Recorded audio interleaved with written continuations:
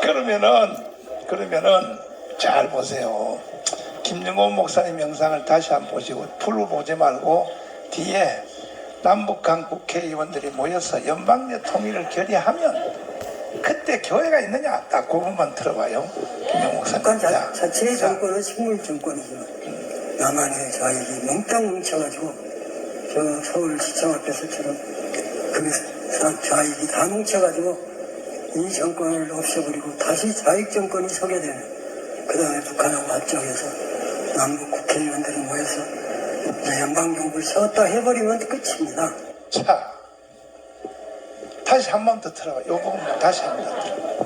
이거 다 외워야 돼. 북한 자체의 정권은 식물 정권이지만 남한의 좌익이 몽땅 뭉쳐가지고 저 서울시청 앞에서처럼 그 사람 좌익이 다 뭉쳐가지고 이 정권을 없애버리고 다시 좌익 정권이. 스탑.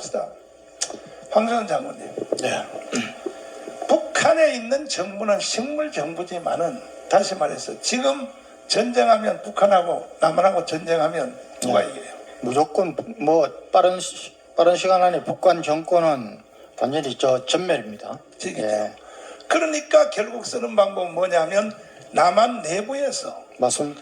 북한을 추종하는 세력을 만들어야 되는데 이게 국민의 절반이 그렇게 속았다 이 말이거든요. 네. 그 다음 계속 이어서 들어보시면. 네. 그 다음에 북한하고 합작해서 남북 국회의원들이 모여서 연방정부를 세웠다 해버리면 끝입니다. 자, 남북한 국회의원들, 북한은 최고인민회의라 그래요.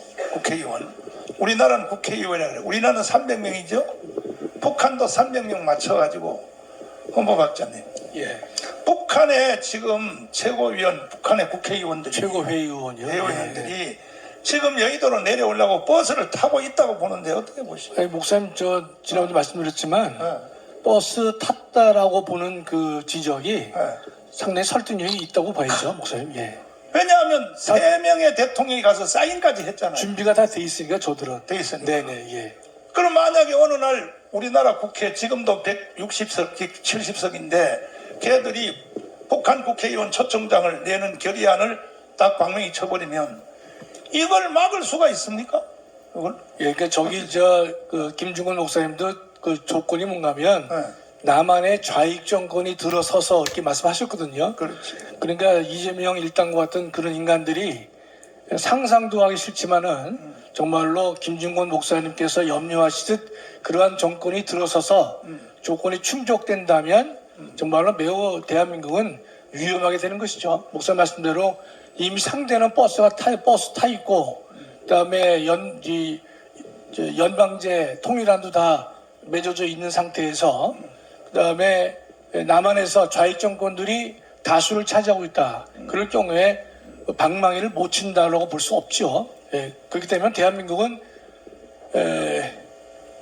뭐 상상하기 싫습니다. 네, 예, 예. 만약에요, 그 정권이 바뀌기 전에 내년 4월 10일 총선에서 저쪽 애들이 200석을 하면 뭐 정권 바뀌기 전에 끝나는 거 아닙니까? 200석. 200석 저들이 해면 안 되죠, 목사님 절대로요. 안 돼요.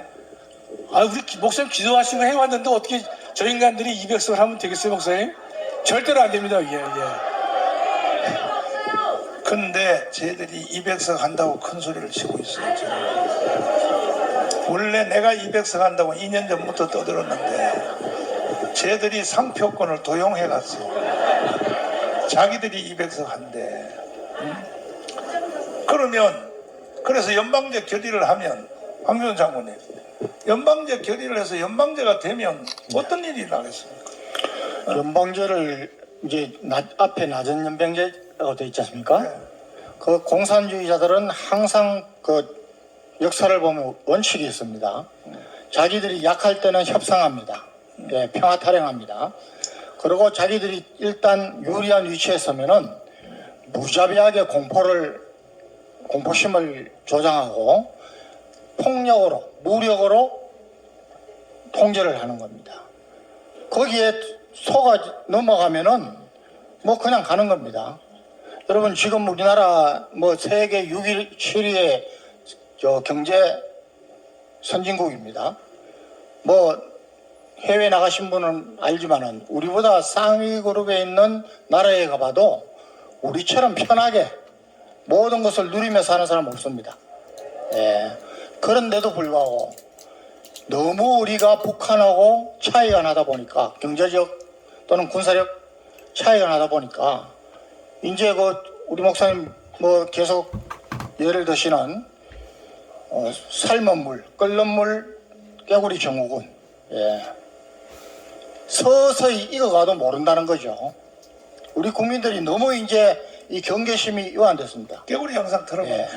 그러니까 국민의힘도 여러분 정당이 이념의 정체성이 없으면 안 됩니다. 예, 그거는 정당이 아닙니다. 그런데 전 세계에서 하나뿐인 남북 분단 국가인데 분단 국가 이제 하나뿐입니다. 여기서 정당이 지금 서로 통합하자 그러고 예? 이거 안 된다는 거죠. 그걸 지금 깨우고 있는 게 우리 아닙니까? 자, 예. 손상대 교수님. 네, 우리가 대통령 만들어 줄 때는 48%였었잖아요. 네, 지금은 35% 이하로 내려가 있잖아요. 네, 그렇습니다. 이거 누가 책임져 있고? 국민의힘 당연히 책임져야죠. 정당이? 이거는 네.